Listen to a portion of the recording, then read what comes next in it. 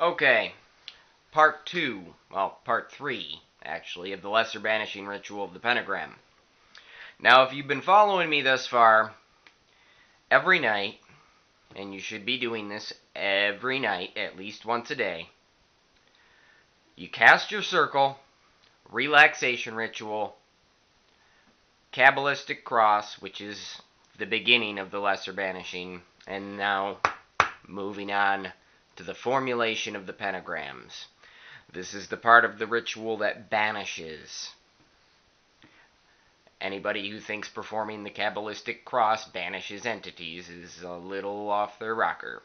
The Kabbalistic cross rebalances your energy centers, also purifies them, which in a way is like banishing, but not spiritual entities.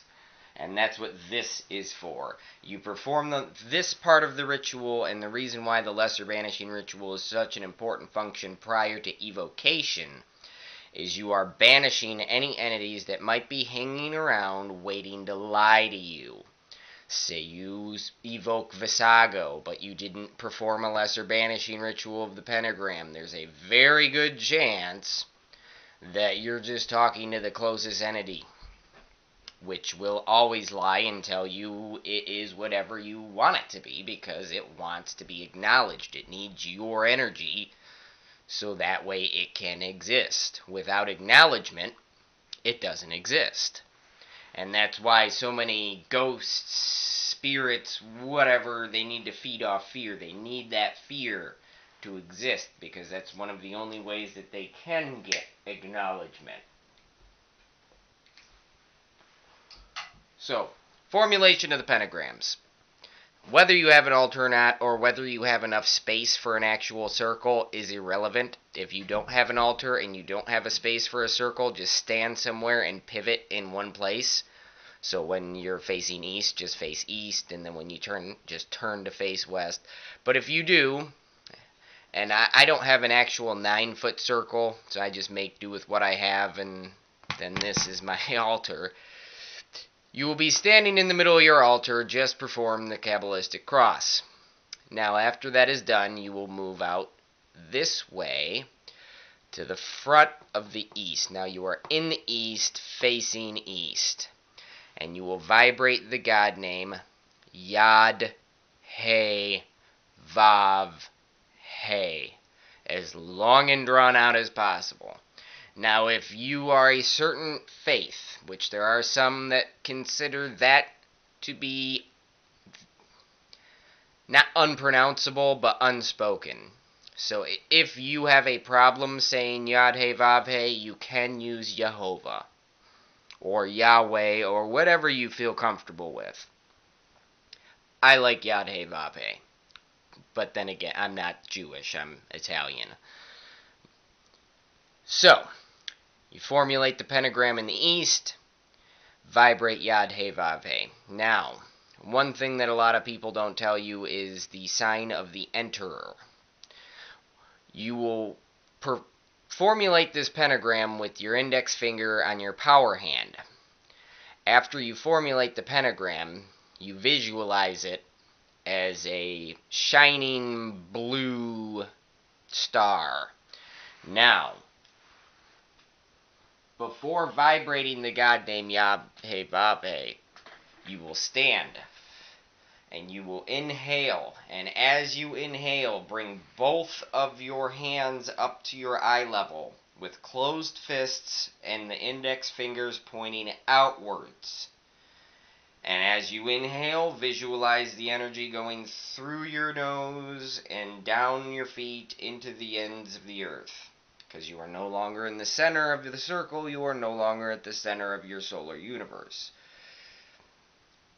Inhale, raise your hands, visualize, and as you exhale, take one step forward with your left foot and thrust your 2 index fingers towards the center of this now blue pentagram. And as you exhale, vibrate Yad He Vav He and see the pentagram in flames now. It is a blue flaming pentagram, like a propane heater, if you've ever seen that. That's about the best way to describe that blue.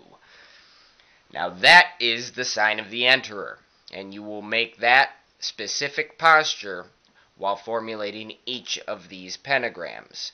So after you've done with that, you will move on now to the south, Adonai,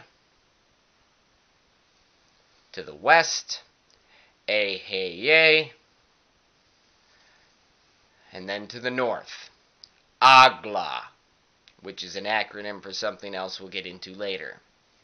All of these are acronyms and have a specific meaning. Now, after you have